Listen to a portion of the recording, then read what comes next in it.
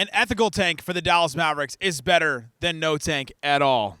This is Cooper Flagg, and you're listening to Locked On Mavs. I think that's a good question. Good morning, Isaac. All these changes, I still got my dog, Dwight Powell. Your daily Dallas Mavericks podcast. Part of the Locked On Podcast Network. Still can't leave. Your team every day. I'm going to get a city like back. And welcome. You're locked on to the Dallas Mavericks, your team every day. My name is Nick Angstadt, media member covering the Mavs for over 10 years. Have your cake and drink it too. Birthday cake flavor is back. No fork needed. Vanilla, cakey flavor, caffeinated kick, and no sugar on 5-Hour Energy. It's party time. Order now at 5hourenergy.com or at Amazon. Today's episode, I want to talk about the Mavs loss. Win, kind of a win. Loss to the Sacramento Kings. We'll talk about Naji Marshall, the float god, absolutely awesome. We'll talk about what the quote Jason Kidd said about him, which I found hilarious. And we'll talk about Max Christie and how they're using him. We'll talk about Marvin Bagley. We'll talk about A.J. Johnson, the Mavs that got a little run out of him. And we'll talk about some other random things, too. The Sacramento Kings, what's going on with that organization. We'll talk about who would want to go to the Sacramento Kings right now, what they're building over there. A couple other things that I saw here at the arena. But let's start here. This game, a loss to the Sacramento Kings, the perfect loss for the Dallas Mavericks at the end of the season. If only Cooper Flagg was part of it, and we saw Cooper Flagg go off a little bit more, if that was something that was in this game, it would make it even more perfect. That Cooper Flagg is like one of the only things that we're kind of watching the end of the season for if you're a Dallas Mavericks fan. I've talked to so many Dallas Mavericks fans, talked to a lot of them tonight, and they're all like, yeah, I get it. There's not really much to play for at the end of the season, but I want somebody good next to Cooper Flagg. I want somebody to play next to that guy because he is that good. He is absolutely incredible. He is a bona fide star in waiting in the NBA. He was here tonight. He was sitting in Mark Cuban's seat, which I found kind of funny. He wasn't there. And he was hanging out with everybody. But you know that that Mavs fans want somebody great next to that guy. And the best way to do it is to lose these games at the end of the season. I'm going to sound like a broken record, but it is true. You just look at the way that the lottery odds shape up. Like, this is the difference between 8 and 7, where the Mavericks are at 7 right now, and I think they could maybe get to 6 if the Pelicans go on a little bit of a run. They've won a couple here, and they don't have any reason to lose. But unless that happens, the Mavs need to stay in 7th because we know that top 3 is very good. Darren Peterson, Cam Boozer, A.J. DeBonsa is absolutely awesome. Isaac would take A.J. DeBonsa number 1. I would probably do the same as of right now. And then Caleb Wilson, Kingston Fleming's great players as well. This draft is like 9 deep in like players that I would feel really good about the Mavericks getting. If you're in 7th, these are your odds in those spots to get those spots. Top 4, you have a 32% chance to get anywhere in that top 4. 32%, a third of the chance to get up in that top 4 if you stay at 7. That's pretty awesome. You have no chance to get 5 or 6. So let's say you don't get in the top 4, you're automatically not getting Kingston Fleming's, Caleb Wilson, one of those other guards, probably Michael Brown. 7th place, you got 20% chance. 8th place, 34%. That's your biggest one.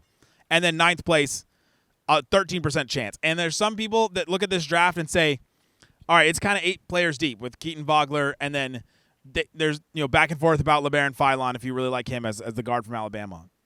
If you're in 8th, these are your odds. Top 4, 26%, so a quarter chance, but that's a big difference between 32% if you stay in 7th and 26% if you go to 8th.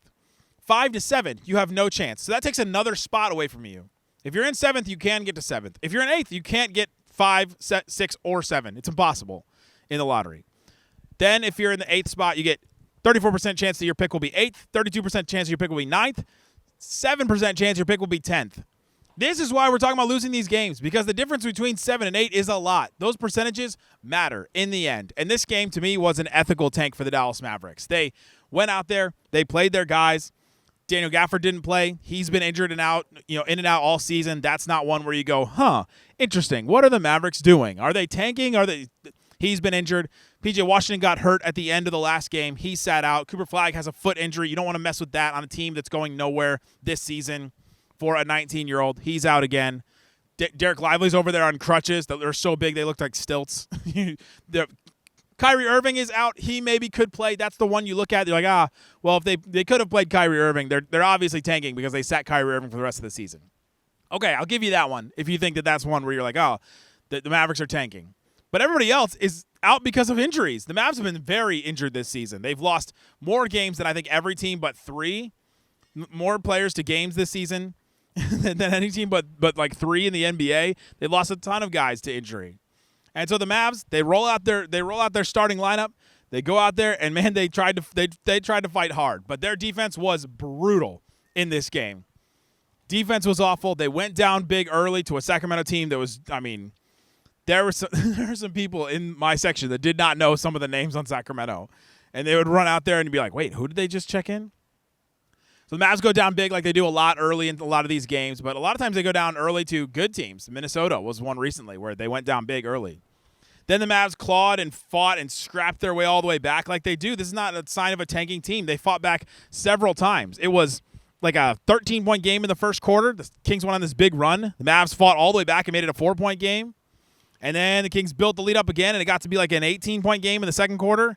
And they fought all the way back in the beginning of the third quarter and cut it to like 3. And then there was a 16-point game, and then the Mavs fought back, and they made it all the way down to the very end of the game. It was a 4-point game with 3:36 left in this game, and then it was a 3-point game with 3 minutes left after Brandon Williams got a rebound, kicked it out to Naji Marshall. He got fouled. The whole crowd groaned when he didn't make the shot, makes the free throws, and then it was only a 3-point game with 3 minutes left. A clutch game for the Mavericks, and another clutch loss for the Mavericks. How many times have we seen this exact same game for the Dallas Mavericks? If you're watching this, you have listened to probably a lot of Locked On Mavs. You probably listened to a lot of Mavs podcasts or Mavs shows, or even watched all the Mavs games, probably. And you know how many times the Mavs have played this game. This is not new. This is not something different. And so I think I say all this to say the Mavs are ethically tanking. They're just bad. They're just not playing well. They did not play well in this game. They did not shoot the ball, particularly. They shot all right. They did not shoot well, though. They did not shoot enough. They shot 43% from 3, but they only took 23 threes, 55% from the field. Their shot placement, I guess, was not very good. 61% from the free throw line. That was not good. But the Mavs ethically tank in this one. And to me, that's better than nothing. That's better than the Mavs trying really hard to win these games and winning these games and ruining their chances. Kind of what the Bucks are doing right now. The Bucks have kind of like they've fallen out of any kind of tanking scenario. They've gone 8-2 in their last 10. And they could get Giannis back and they could be a play-in team. They're right there. And so that's a different destination for the Bucks.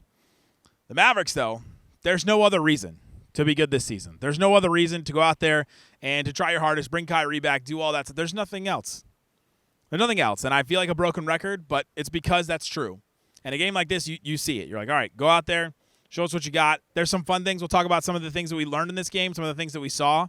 But the Mavs lose this game, and that's a positive. The tank, a loss is a positive. A competitive loss, a fun kind of end of the game competitive loss is even a bigger win for Dallas Mavericks fans. Coming up, why was this game so close towards the end? It's because of one man, the knife, Najee Marshall. He was absolutely awesome. What did he bring the Mavericks? Talk about that and more coming up. Brought to you by DoorDash. The season's heating up, and DoorDash has a way to keep fans in their bag the whole way through. Whether you're watching the highlights, the tunnel fits, or just your favorite player, DoorDash is making the entire season more fun. It can be fun to watch a Mavericks game. It can be fun to watch any of the other games in the NBA. And if you're wanting to watch all the playoff games and everything else, check out DoorDash because every player has their own bag. Like we talked about A.J. Johnson's bag, talked about Najee Marshall's bag. With DoorDash, fans have one too. DoorDash keeps your snack stocked, your gear fresh, and your watch party vibes absolutely on point. There are nights when your team stresses you out. The Mavericks probably not anymore. DoorDash has become your post-game therapy. Sometimes a little dessert is what you need just now. Just get it delivered with DoorDash. Go check out what they have available on the DoorDash app. You can go see and get stuff delivered and set things up. Schedule stuff for you to be able to get stuff delivered for when you're having people over. From tip-off to overtime, stay in your bag and order on DoorDash. Get snacks, drinks, gear, whatever you need. Not just food. They can do all kinds of other things. Whatever gets you through the season, delivered right to your door. DoorDash in your bag all season long. Shut it down! Let's go home! Thanks for hanging out with the Locked On Mavs, being part of the show, part of the Raccoon Squad, listening every day. Appreciate each and every one of you for checking out the show. Thank you for hanging out. I've talked to a bunch of you guys, a lot of listeners here. I'm in section 123 if you want to come. If you're coming to a Mavericks game at the end of the season and you're like, man, there's nobody to see. Well, at least come see me. We have some fun here. Check out the Everydayer Club. Ad-free episodes of this show on audio. You can get ad-free, and so you can subscribe. LockedOnMavericks.supercast.com. And you can also get access to our Discord. Our Discord is fun. There's a lot of stuff happening in there. A lot of people talking, and it'll be revving up for the end of the season. We'll be talking drafts. We'll throw our draft profiles in there, all kinds of stuff like that. All right, Isaac, let's talk about this game for the Dallas Mavericks. So I talked about how it was an ethical tank job. The Mavs, though, just could not figure out a way to get this win. Fourth quarter, Naji Marshall, after a block from Marvin Bagley, gets the ball, pushes the ball up the floor, gets absolutely grabbed in the chest, no foul call, but barrels through it, gets to the rim, finishes, absolutely screams at Sacramento's bench. They call a timeout. It's a 7-point game. The Mavs had fought from all the way back from 18, and you're like, that doesn't seem like that much. Well, it was 18, and then all of a sudden it was this quick run where all of a sudden it was 7, it was 5. The Mavericks were really pushing, and that was a huge moment where finally the crowd was kind of back into it. Devin Carter immediately after that timeout got to the free throw line for the Kings, missed 2 free throws. The whole crowd gets Chick-fil-A. It's like this big moment, and you felt it from everybody. And Jason Kidd made a decision that I thought was interesting. He closed with A.J. Johnson.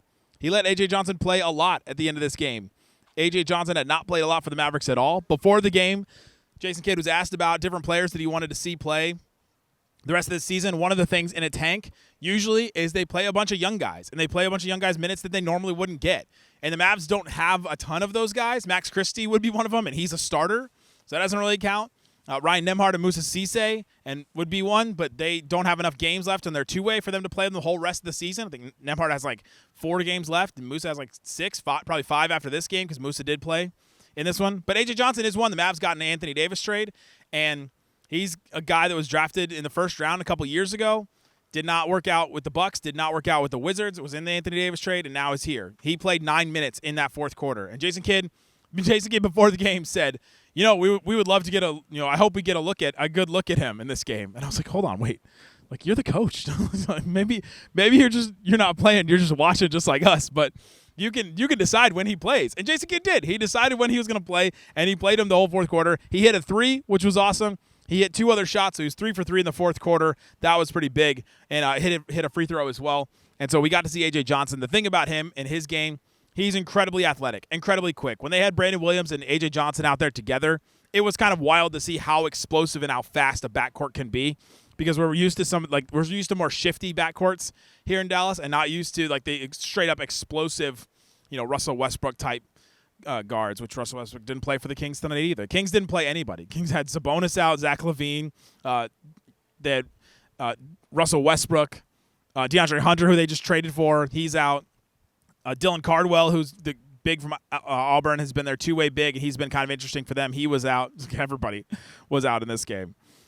Keegan Murray was out too, another one of their starters. Man, bunch of guys out for both teams. But A.J. Johnson got some run at the end. He's super explosive, and he hit that 3, which was kind of a big 3. The Mavs were down, and it was 5 minutes left in the fourth quarter. He hits the 3. They cut it to 5 again, and that was pretty big. He actually cut the lead to 5 twice in this, but he hits the 3. The Kings call a timeout a little bit later, and then he goes down to the bench, sits down on the bench. Everybody's standing up. They're excited for him.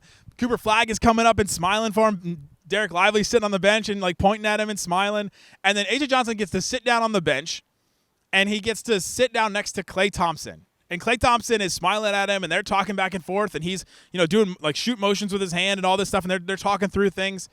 That is one of the reasons why you keep a Klay Thompson, you keep a Kyrie Irving, and these teams like the Kings and the Jazz, or in past iterations, and other teams, we're like, we need at least some kind of veteran presence, because when moments like that happen, where even something good happens to a player, or especially when something bad happens, when a team is losing a bunch of games, you just need that vet voice.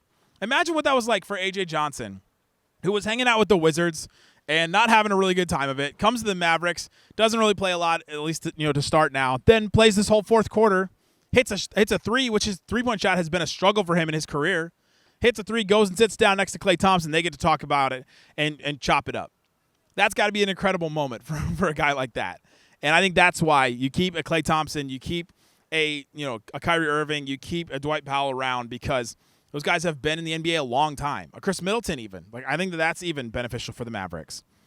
And so that moment, I found that moment to be kind of awesome, that he got to go sit down next to Klay Thompson, and they were talking back and forth, and it was just such a cool moment. It felt like the bench was really there's a lot of camaraderie in that moment too. Brandon Williams hit a 3 too in the fourth quarter. That was big. He kind of had a sneaky good game. We'll talk about him a little later. But he hit a 3, and then all of a sudden it was a 4-point game, and you're like, oh my gosh, the Mavs are going to do this. And I thought the whole way through, I don't know what you thought, but I thought the whole way through the Mavs are going to win this game. How long have I been saying that the Mavs are going to win all 4 of these games? The games against Indiana, Brooklyn, this Sacramento Kings team, and then tomorrow against the Memphis Grizzlies. The Memphis Grizzlies play a lineup that if you don't watch the NBA religiously, you won't know any of the players except for the center, who is Omax Prosper. And Omax Prosper should not be starting at center for an NBA team. But the Mavs, they win this game.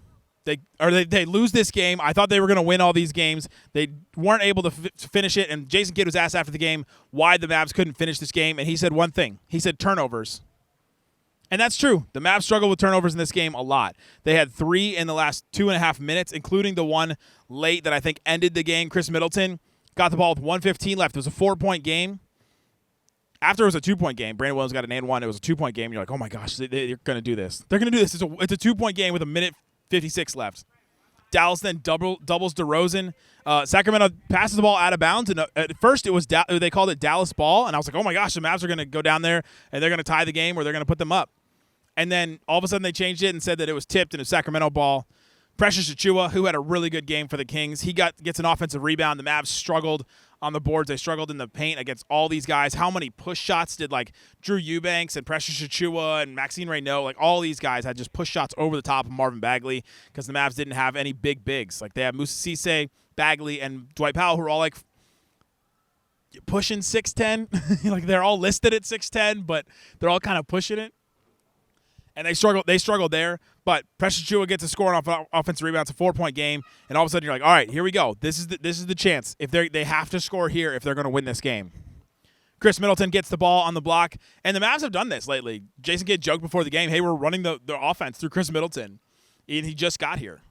But they get the ball. Chris Middleton kind of turns to try and start his post up, and all of a sudden 3 Kings start running at him. He gets triple teamed. Turns the ball over. Then on the other end, Daquan Plowden for the Kings gets a 3-point shot. He hits it. That was kind of the end of it. It was 121, 128, and that was basically the end of the game for the Mavs. Couldn't finish, couldn't get it done. But you know who did get it done?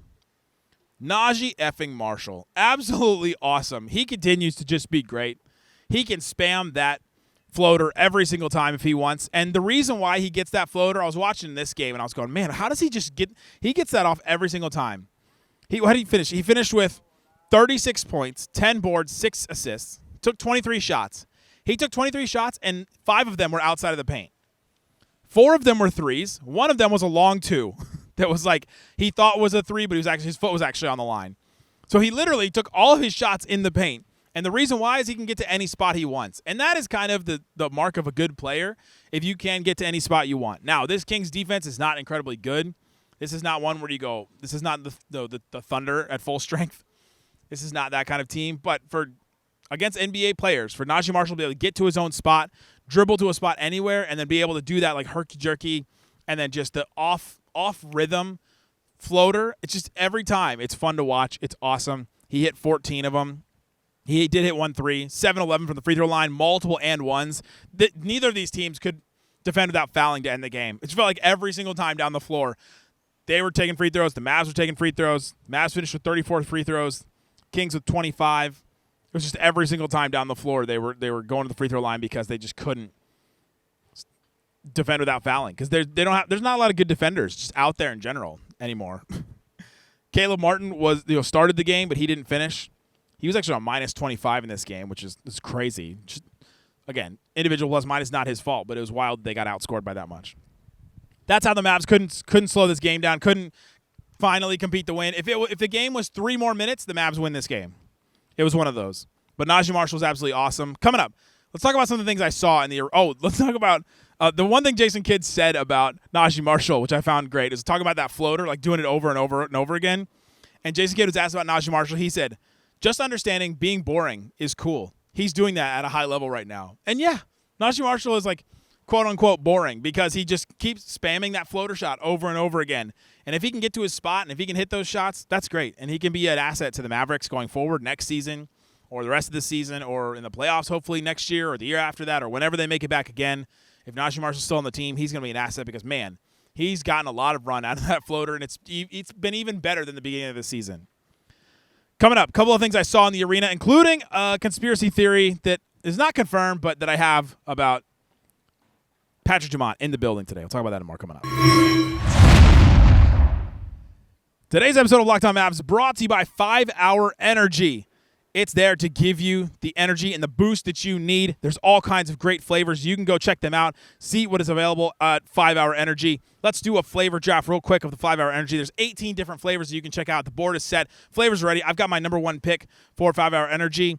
Let's see. I'm going to go sour apple today. I've been eating a lot of sour stuff recently. The sour apple, it bites back. A crisp, tangy taste, deliciously tart, bold, a little sweet, a lot of sour, little Sour Patch action, but sour apple for the draft for 5 Hour Energy. That's the one. Man, I need some of that right now. I should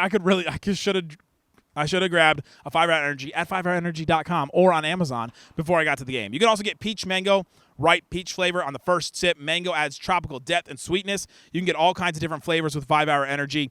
They give you a boost of energy without sugar, zero sugar in all of them. They've got a lot of flavor innovations coming up as well. So find your new favorite flavor at 5 Hour Energy and at 5hourenergy.com, the number 5hourenergy.com, or on Amazon, 5hourenergy.com. Today's episode of Locked On Mavs brought to you by DoorDash. DoorDash, you know that you are going to be wanting to watch this NBA playoffs. I'm so excited. After watching a lot of Spurs games recently, that team is, dare I say, super fun to watch, even though it is the San Antonio team down the road. There's nothing like being in an NBA arena, though. Being here, even for a game like this where there's nobody really exciting to see, to watch, there are still fun moments. There's still fun things. And that's why Game Time has become the go-to app for scoring tickets fast without the hassle. It puts the advantage back where it belongs with the fans. You can pull up the Game Time app right now, and you can just go find an upcoming game, and you can get tickets within minutes. It's super easy. I've used it. You can see the all-in pricing up front, so you know exactly what you're going to pay, which is amazing. You can see the view from your seat, which, if you're watching, looks something like this if you're sitting in section 123, so you can see that.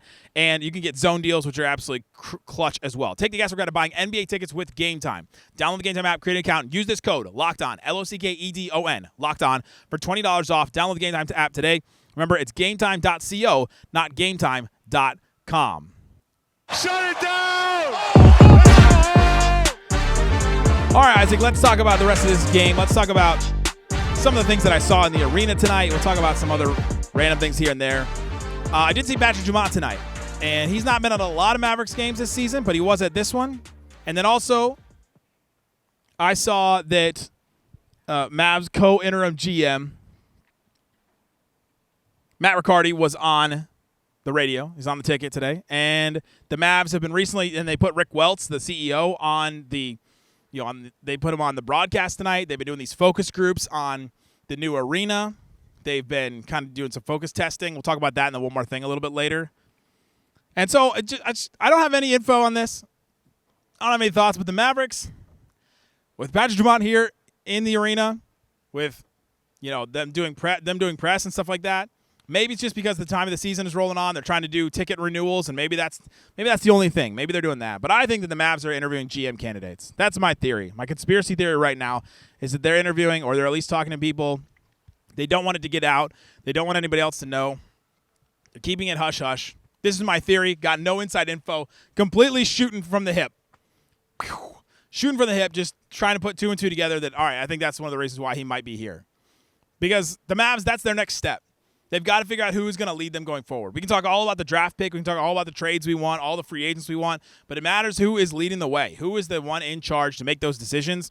That matters maybe more than anything else. You look at some of the most successful teams in the NBA, like the Lakers, they got gift-wrapped Luka Doncic. Rob Pelinka can't do anything else to that roster. With Luka, Austin Reeves, the gift that they got from him, they didn't know Austin Reeves was going to be Austin Reeves. They didn't know that LeBron was going to be this good at 41. They didn't know they're going to get Luka, and all of a sudden now they can't do it. They've got no other viable players next to those guys. Rui, maybe that's it.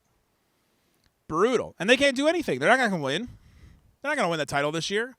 So your GM matters a lot. What they can do, the stuff that they can create for the team. And so that's the next move for the Dallas Mavericks, is to make the move at GM. And so If I'm going to just completely guess, I'm going to say that the Mavericks are making some moves on that, and we're going to hear some things, but we'll see.